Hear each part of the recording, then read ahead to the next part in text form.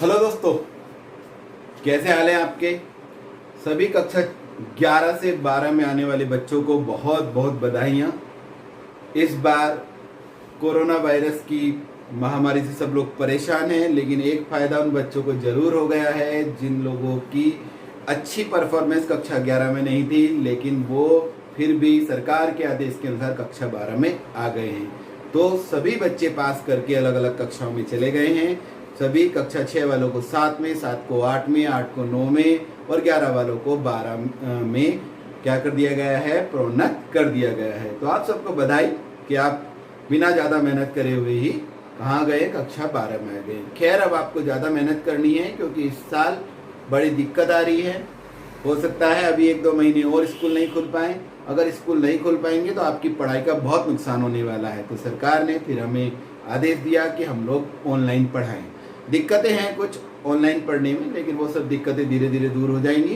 UP board में बहुत लोगों के पास ऑनलाइन नहीं होता पढ़ने के लिए, लेकिन आप एक दूसरे से संपर्क करें, व्यवस्था करें और ऑनलाइन पढ़ने की आदत डालें, क्योंकि आगे आपको ऑनलाइन ही पढ़ना है। ऑनलाइन पढ़ने से आपको ज़्यादा फायदे होने वाले हैं। तो हम शुरू करते हैं केमिस्ट्री। मैं राजकुमार जैन आपको केमिस्ट्री पढ़ाऊंगा और पहला चैप्टर होगा हमारा कक्षा 12 में लेसन नंबर 1, जिसका नाम होगा ठोस अवस्था। चैप्टर का नाम है ठोस अवस्था, सॉलिड स्टेट। अंग्रेजी में भी इस चैप्टर को कहते हैं सॉलिड स्टेट। आज हमारी 20 तारीख से हमें इसे शुरू करना है, तो 20 अप्रैल 2020 याद रहेगी आपको कि आज से हमारी पढ़ाई शुरू हो रही है सॉलिड स्टेट में। जैसा कि चैप्टर में नाम में दिया गया है ठोस। ठोस पदार्थ की एक अवस्था होती है।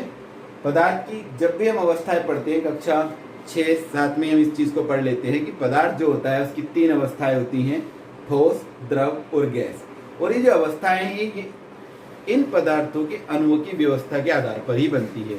जब अणु दूर दूर होते हैं तो गैस बनता है, जब अणु थोड़े पास आ जाते हैं तो द्रव बनता है, और जब अणु फिक्स पोजीशन में रहकर बहुत पास आ जाते हैं, उनके बीच की दूरी बहुत कम होती है, तो ठोस बनते हैं। ठीक है। वैसे भी हम ऐसे भी देखते हैं जिनका आकार और आयतन कैसा होता है, निश्चित होता है, उन्हें हम ठोस कहते हैं। और जिनका आकार निश्चित नहीं होता, आयतन निश्चित होता है, उन्हें हम द्रव कहते हैं। और जिनका आकार और आयतन दोनों निश्चित नहीं होते, उन्हें हम गैस कहते हैं। तो हम यहाँ शुरू करेंगे ठोस पदार्थ क्या है। ठोस की बात करें तो अंग्रेजी में हम इसे कहेंगे सॉलिड। वे पदार्थ जो दृढ़ होते हैं, दृढ़, टाइट, इनकम्प्रेसिबल। इनकम्प्रेसिबल का मतलब जिन्हें दबाया नहीं जा सके, हम इसे असंपीड्य भी कहेंगे। तो वे पदार्थ जो दृढ़ होते हैं, जिनका आकार व आयतन निश्चित होता है,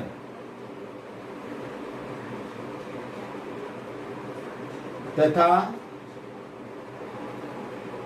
जिनके अवयवी कण, अवयवी कण का मतलब होता है जिन कणों से मिलकर वो ठोस पदार्थ बना है, उसे अवयवी माने जिनसे बना है। ऐसे पार्ट, कॉन्स्टिट्यूएंट पार्टिकल, जिनके अवयवी कण एक निश्चित पैटर्न में व्यवस्थित रहते हैं,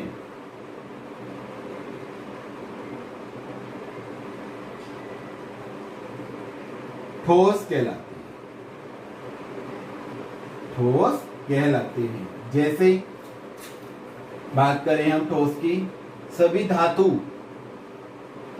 जैसे सोना, चांदी, है ना, तांबा, ये सब जितनी भी धातुएं कैसी होती हैं, ठोस होती हैं। कुछ अधातु जो क्या नहीं है, धातु नहीं है। जैसे हम बात करें चीनी, धातु नहीं है। प्लास्टिक, धातु नहीं है। नमक, धातु नहीं है। ठीक है, ये एक यौगिक है। और भी बहुत सारे हैं, जैसे सल्फर, धातु नहीं है लेकिन ठोस होती है। तो ऐसे पदार्थ जो हमारे धातु और अधातु हैं और चीनी और नमक ये हमारे यौगिक हैं, जो हमारे धातु नहीं है, यौगिक हैं, लेकिन कैसे होते हैं, ये हमारे ठोस होते हैं। तो ऐसे पदार्थ जो दृढ़ होते हैं, जिनका आकार व आयतन निश्चित होता है, जिनके अभिविकरण एक निश्चित पैटर्न में व्यवस्थित रहते हैं, ठोस कहलाते हैं। अब इनका आकार दृढ़ होने का कारण क्या है? दृढ़ होने का कारण है इनके अवयवी कणों का पास पास होना। इनके जो कण होते हैं वे निश्चित होते हैं, निश्चित स्थिति में होते हैं। जैसे हम बात करेंगे कि ये एक कण, ये दूसरा, ये तीसरा, ये चौथा, ये लिखा है ना एक निश्चित पैटर्न में, एक पैटर्न एक के बाद एक, फिर ये, तो ये निश्चित पैटर्न हो गया। अब ये कण इधर उधर नहीं जाएंगे, ये ऐसा नहीं कि यहाँ से दूसरा कण कहीं और चला जाएगा, ये अपनी स्थिति में निश्चित होते हैं, कंपन करते रहते हैं। बस थोड़ा सा जाएंगे फिर वहीं आ जाएंगे, थोड़ा सा हल्का सा कंपन ये कर सकते हैं। और ये इसके बीच में छोटे कण, जैसे अगर हम सोडियम क्लोराइड की बात करें तो सोडियम ये और ये क्लोरीन, क्लोरीन बड़ा क्योंकि वो ऋणायन होता है, ऋणायन बड़े कण होते हैं और धनायन छोटे कण होते हैं। तो इस प्रकार से जो व्यवस्था रहती है, आप देख रहे होंगे बड़े कणों की और छोटे कणों की व्यवस्थाएं कैसी हैं, निश्चित है। तो ऐसे पदार्थ हमारे क्या कहलाते हैं, ठोस कहलाते हैं। ठीक है। अब ठोस कितने प्रकार के होते हैं? ठोस का जो मेन प्रकार है, तो ठोस के प्रकार पढ़ने से पहले हम एक बात को थोड़ा समझ लें कि ठोस के गुण क्या होते हैं। तो हम लिखेंगे ठोस के गुण।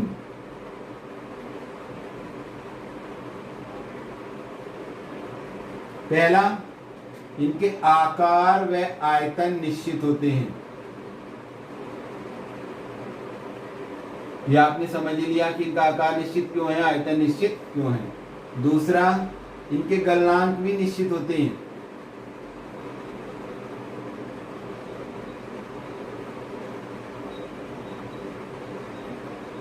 तीसरा, जो ठोस पदार्थ होते हैं उनके कणों की बीच की दूरी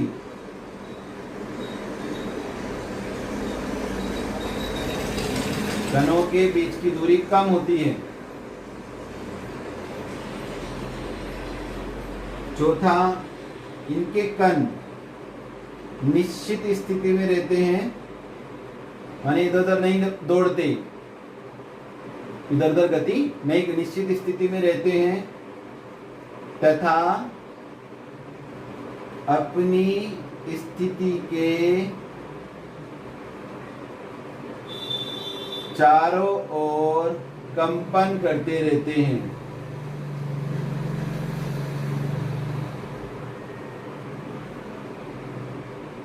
और इनके घनत्व अधिक होती है।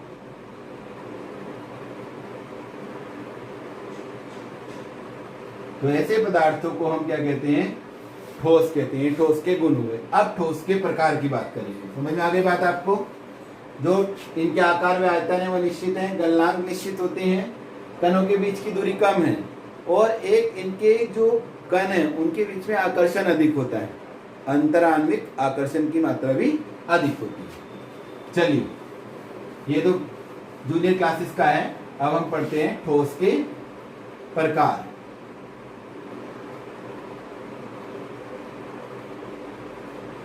ठोस के प्रकार में ये जो हम प्रकार पढ़ रहे हैं, जो ठोस का वर्गीकरण पढ़ रहे हैं, ये ठोस का वर्गीकरण कणों की व्यवस्था के आधार पर है कि कण की व्यवस्था किस प्रकार से है।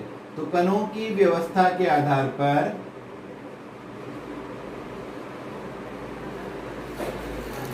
ये दो प्रकार के होते हैं। ये दो प्रकार के होते हैं। कौन कौन से होते हैं भाई दो प्रकार के? पहला है क्रिस्टलीय ठोस पदार्थ। क्रिस्टलीय ठोस पदार्थ, अंग्रेजी में कहेंगे तो क्रिस्टलाइन सॉलिड।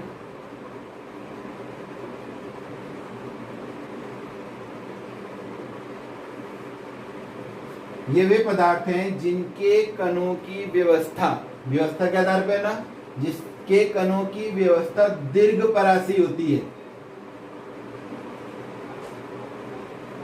इतना ही हम याद रखें फिलहाल इसकी परिभाषा में, दीर्घ परासी होती है क्रिस्टलीय ठोस पदार्थ कहलाते हैं। जैसे दीर्घपरासी का मतलब एक, ये देखिए आप, ये निश्चित पैटर्न लंबा दीर्घ चले, लॉन्ग रेंज ऑर्डर पे चलता रहे ऐसे ही, ये एक के बाद एक ऐसे बिल्कुल सेम पैटर्न एक के बाद एक जा रहा है, तो दीर्घपरासी होती है, उन्हें हम क्रिस्टलीय ठोस पदार्थ कहते हैं। दूसरे नंबर का हमारा पदार्थ है अक्रिस्टलीय ठोस पदार्थ, नॉन क्रिस्टलाइन भी कहेंगे, नहीं तो इसका दूसरा नाम होता है अमोर्फस सॉलिड। इंग्लिश में हम इन्हें अमोर्फस सॉलिड कहते हैं। तो चूंकि वर्गीकरण कणों की व्यवस्था के आधार पर है, तो जिनके कणों की व्यवस्था लघु परासी होती है, सिंगल लाइन में बस डेफिनेशन, दीर्घ परासी होती है क्रिस्टलीय ठोस पदार्थ कहते हैं, लघु परासी होती है तो अक्रिस्टलीय ठोस पदार्थ कहलाते हैं। जो अक्रिस्टलीय ठोस पदार्थ हैं उनके उदाहरण हैं आपके कांच, रबर, प्लास्टिक आदि, ये अक्रिस्टलीय ठोस पदार्थ हैं। इनकी व्यवस्था लघु परासी कैसे होती है, जैसे ये एक, दो, फिर इसके नीचे ये, अब अगला जो कण आ रहा है वो यहां आ गया मान लीजिए, ठीक है, एक ही आया, फिर दूसरा आ गया, ये तीन आ गए एक साथ, एक आ गया, दो आ गए, तीन आ गया, एक आ गया, दो आ गए, ये देखिए ये लॉन्ग, जो इसकी पैटर्न था वो लंबा नहीं चला, थोड़ी देर में बिगड़ गया, तो कुछ कण कहीं चले गए, कुछ कण कहीं चले गए। अगर बीच के हम छोटे छोटे कण भी देखें जो इनके बीच में रहते हैं, वे भी कोई कहीं कोई कहीं,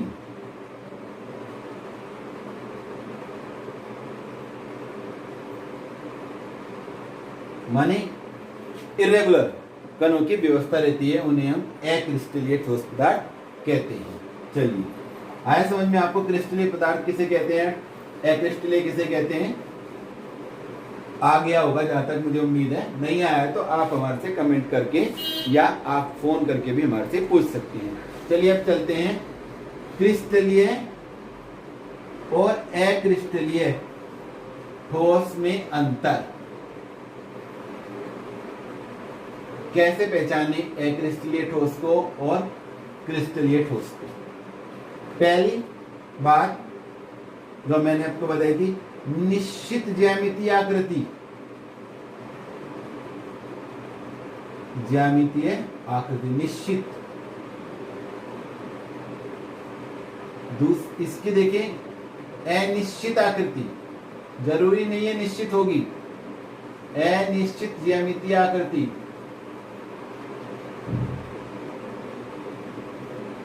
दूसरा, कणों की व्यवस्था कैसी है इसमें क्रिस्टलीय में, दीर्घ परासी, और इसमें लघु परासी, ये इनके अंतर आपको याद हो जाएंगी। तीसरी, इनके निश्चित गलनांक होते हैं,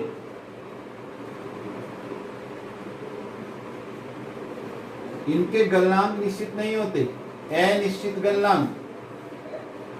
आपने देखा होगा कि जो कांच है अगर हम उसे गर्म करते हैं तो गर्म करने पे वो थोड़ा नरम होता है, फिर बाद में बहने लगता है, तो उसका एक निश्चित गलनांक नहीं होता है, ठीक है। चौथा है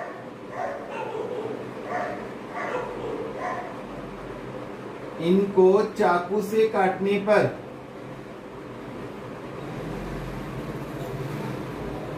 समतल सतह प्राप्त होती है, लेकिन इनको चाकू से काटने पर समतल सतह प्राप्त नहीं होती, असमतल, असपाट।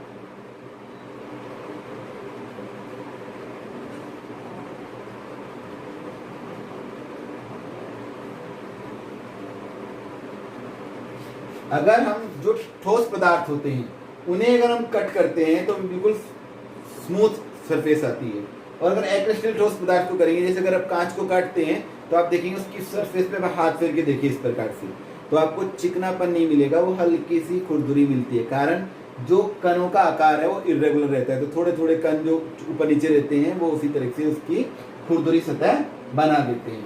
पांचवा एक विशेष गुण है, ये विषमदैशिक हैं और ये समदैशिक हैं।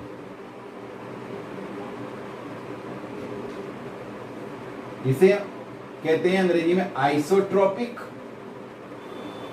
और इसे हम कहते हैं एनाइसोट्रोपिक।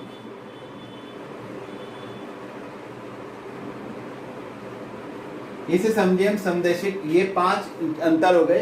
अब हम समझ लेते हैं विषमदैशिक और समदैशिक क्या होते हैं। देखिए,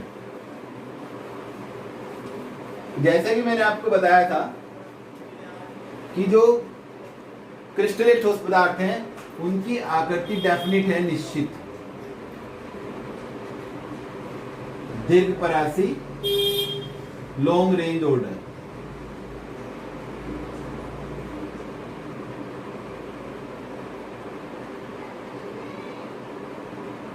और अगर हम इसकी बात करें अक्रिस्टलीय की,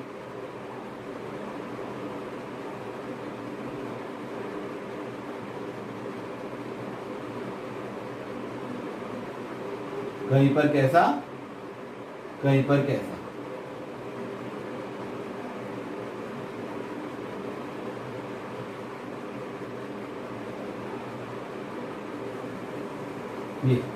ये क्रिस्टलीय और ये अक्रिस्टलीय। फिलहाल हम यहां बात कर रहे हैं विषमदैशिक और समदैशिक की। तो कुछ भौतिक गुण होते हैं जैसे ऊष्मीय प्रसार,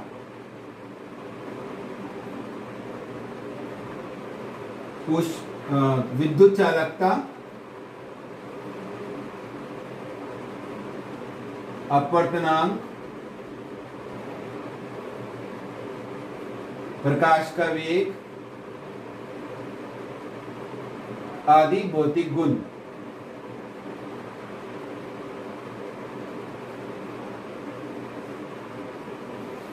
आदि भौतिक गुण का जब हम क्रिस्टलीय ठोस पदार्थों के लिए मापन करते हैं तो हम देखते हैं आदि भौतिक गुण क्रिस्टलीय पदार्थों में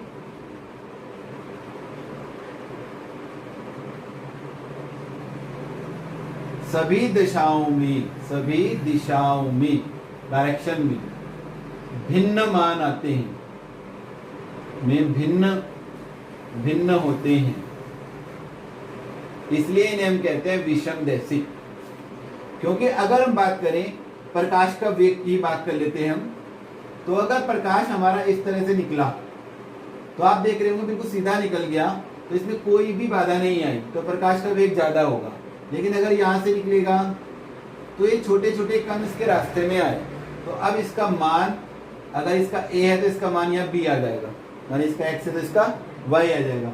अगर हम यहाँ से निकालेंगे तो ये बड़े कण है तो c आ जाएगा, ऐसे जाएगा तो अलग आएगा। माने जितनी भी डायरेक्शन में हम इसकी ऊष्मीय प्रसार की वैल्यू ज्ञात करें, विद्युत चालकता के मान ज्ञात करें, अपवर्तनांक ज्ञात करें, और भी भौतिक गुण हैं, अगर उनका मापन करते हैं तो क्रिस्टलीय पदार्थों में वह भिन्न भिन्न आता है। इसलिए भिन्न का मतलब होता है विषम, अलग अलग। विषम दैशिक माने दिशाओं में। जब भौतिक गुणों का मापन सभी दिशाओं में भिन्न भिन्न हो तो उसे विषम दैशिक कहते हैं, और ऐसे पदार्थ क्रिस्टलीय पदार्थ कहलाते हैं। इसमें अगर हम देखेंगे तो वो कहीं को भी निकाल लेंगे आप, तो आप देखेंगे कोई सी भी दिशा में अगर हम जाएंगे तो हम देख रहे हैं कि हर दिशा में ऑब्स्ट्रक्शंस हैं, माने बाधाएं हैं, क्योंकि कणों की जो व्यवस्था है वो अलग अलग है, कुछ इधर को कुछ इधर को, तो वो किधर को भी निकलेंगे उनमें कणों की बाधा आएगी ही आएगी। तो इनके जो मान आएंगे वो लगभग सब में एक से ही आ जाती है, क्योंकि लगभग बराबर सी बाधाएं रहती हैं। तो चूंकि बाधाएं रहती हैं तो इसलिए सब में इनकी वैल्यू सबकी कैसी आ जाती है, लगभग समान होती है। तो ऐसे ठोस पदार्थ जिनमें ऊष्मीय प्रसार, विद्युत चालकता, अपवर्तनांक, प्रकाश का वेग आदि भौतिक गुण सभी दिशाओं में समान होती है। कैसे होते हैं? समान। तो वे पदार्थ कैसे होंगे? अक्रिस्टलीय। अक्रिस्टलीय पदार्थों में सभी दिशाओं में समान होते हैं, तो ऐसे पदार्थों को हम क्या कहेंगे? समदैशिक। तो जिनमें भौतिक गुणों का मापन सभी दिशाओं में एक सा आता है, समान आता है, वे समदैशिक होते हैं और एक्रिस्टलीय होते हैं। और जिनमें भौतिक गुणों का मापन का मान भिन्न भिन्न आता है उन्हें हम क्या कहते हैं, क्रिस्टलीय पदार्थ कहते हैं। और इस गुण को हम विषम दैशिकता या विषम दैशिक गुण कहते हैं।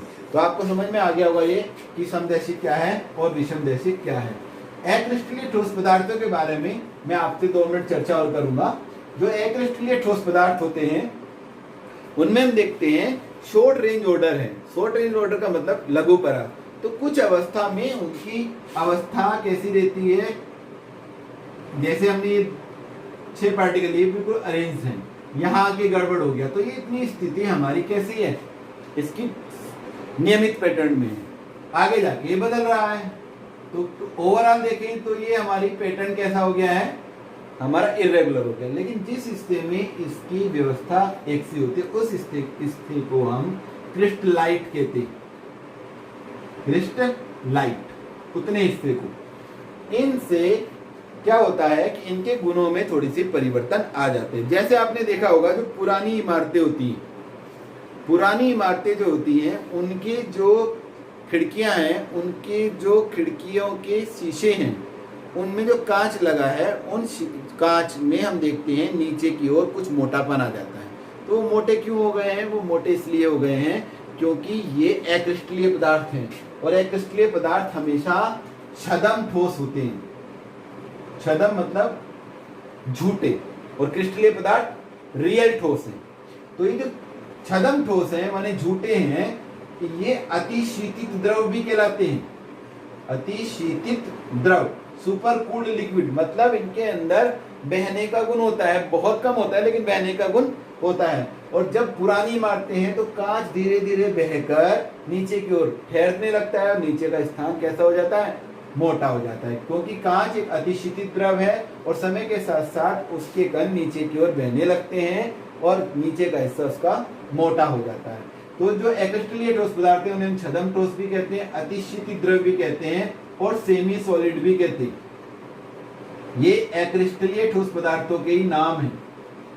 कभी कभी आपने ऐसा भी देखा होगा कि कुछ कांच शुरू में बहुत बिल्कुल साफ होते हैं, ट्रांसपेरेंट, और थोड़े दिनों में वो थोड़े धुंधले से हो जाते हैं, उनमें थोड़ा सा दूधियापन आ जाता है। उसका कारण पता है, इसको हम कहते हैं एनिलीकरण। माने कांच का एकदम से, जैसे बहुत तेज गर्मी है, अब जैसे गर्म दिन है तो कांच थोड़ा सा पिघला रहता है, हल्का सा उसमें ब्लो रहता है, ठीक है, क्योंकि उसमें अतिशीतित द्रव है तो उसके कण थोड़े से, और रात होते ही ठंड हो जाती है तो वे फिर सिकुड़ने लगते हैं। तो जब सिकुड़ने लगते हैं तो उसको हम अनिलीकरण कहते हैं। कांच के पदार्थों का ठंडा होना, गर्म कांच का धीरे धीरे ठंडा हो जाना अनिलीकरण कहलाता है। इसमें जब कांच के पार्टिकल अपने नजदीक आते हैं तो ऐसे कांच थोड़े से मिल्की कलर के हो जाते हैं या दूधिया से हो जाते हैं। तो दोस्तों आज हमने आपको बताया ठोस किसे कहते हैं, क्रिस्टलीय पदार्थ किसे कहते हैं, क्रिस्टलीय पदार्थ किसे कहते हैं। इनके आपको हमने नोट्स दे दिए हैं, ये आप अपनी कॉपी में बराबर लिख लें और इन्हीं के आधार पर हमने आपको 8 क्वेश्चन भी दिए हैं। वो 8 क्वेश्चन आप करके देखें कि क्या आप उन 8 क्वेश्चन के उत्तर दे पा रहे हैं। यदि आप दे पा रहे हैं तो इसका मतलब ये है कि आपको आज हमारा पढ़ाया हुआ सब समझ में आ गया है। हम आपसे यही रिक्वेस्ट करते हैं कि कोरोना की महामारी चल रही है, आप घर में रहिए, मास्क का, जब भी अगर बाहर आप जाएं तो मास्क का इस्तेमाल करें। घर से आते, बाहर से घर में आते ही तुरंत अपने हाथों को अच्छी प्रकार धोएं। जब भी बाहर निकले मास्क लगाकर, तो हाथों को किसी भी प्रकार से अपनी नाक, आँख और अपने मुंह पर नहीं लगाएं, जिससे कि घर आकर वापस आप उन्हें धो सकें। और जितनी सब्जियां फ्रूट लाएं उन्हें भी गर्म पानी से धोकर इस्तेमाल करें। और अगर संभव हो सके तो जो कपड़े आप पहन के गए हैं उन कपड़ों को भी आप अलग उतार के रख दें बाहर से आने के बाद, क्योंकि लॉकडाउन में कोई बाहर जा नहीं रहा, मुश्किल से एक आध व्यक्ति घर से जाता भी है सामान लेने के लिए, तो उसके कपड़े उतार दें, उन्हें गर्म पानी में धो लें। सुरक्षित रहिए, घर में रहिए। Thank you.